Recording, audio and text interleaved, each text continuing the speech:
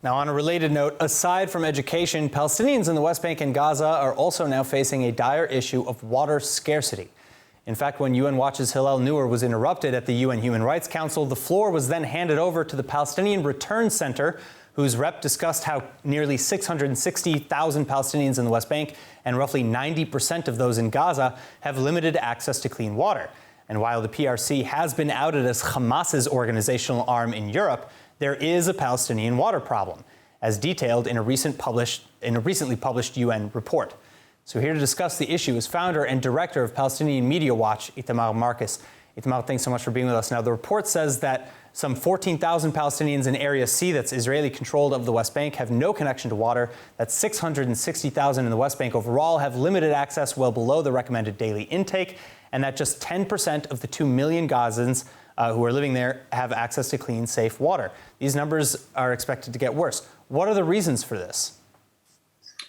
Well, let's go place by place. First of all, when we talk about Area C, and they're complaining that Palestinians aren't connected to the water grid, well, this is exactly the way it should be. In Area C, the overwhelming majority, in fact, almost all the Palestinians who are living in Area C are living there illegally.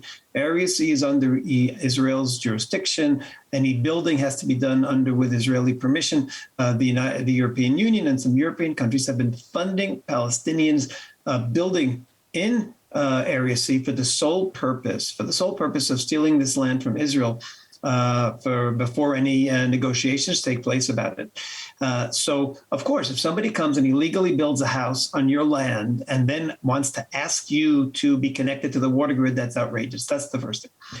Second of all, for the Palestinians who are living in other areas of the West Bank, let's say areas A and B, which have Palestinian jurisdiction, one of the things that's mentioned in the report is that 1/3 of the water in coming to the Palestinians in these areas is actually lost to water leakage. Now, here's a great opportunity for the United Nations and the EU. Instead of putting so much money into Area C, which is illegal, why don't they put the money into fixing the infrastructure in areas A and B? There is so much wasted money in the Palestinian Authority. Palestinian Authority, of course, spends $350 million a year on salaries to terrorists. Why don't they put some of that money into infrastructure and save the water instead of just having 1/3 of the water that they're receiving from Israel being wasted? And with respect to Gaza? With respect to Gaza, here you have another interesting situation. Israel handed over Gaza in 2005 to essentially the Palestinian Authority. Well, I mean, I can say that according to this report, they're saying that Gaza is basically in a situation where their infrastructure, as you mentioned about the West Bank, is severely damaged, dilapidated from years of war and lack of updating and lack of keeping with that infrastructure. Would you agree with the report about the fact that Israel withholds a lot of the materials that would be used to repair that infrastructure? Israel has been withholding a lot of the materials because, for the very simple reason, look where Hamas has put them. Hamas claimed it had over 100 kilometers worth of tunnels.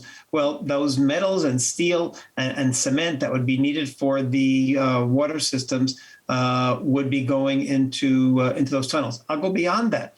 There was a statement made after the last war by a Hamas spokesman on television, and Palestinian Media Watch publicized this. It's on our website, where he said the following. He said, Hamas has been fantastic. We've taken water pipes and turned them into silos for shooting rockets. So how can Israel be blamed if the Palestinian Authority does have water pipes and Hamas is using them for terror? So you can't minimize this. You can't minimize how Israel is withholding. Israel withholds what the Palestinians are using to kill Israelis.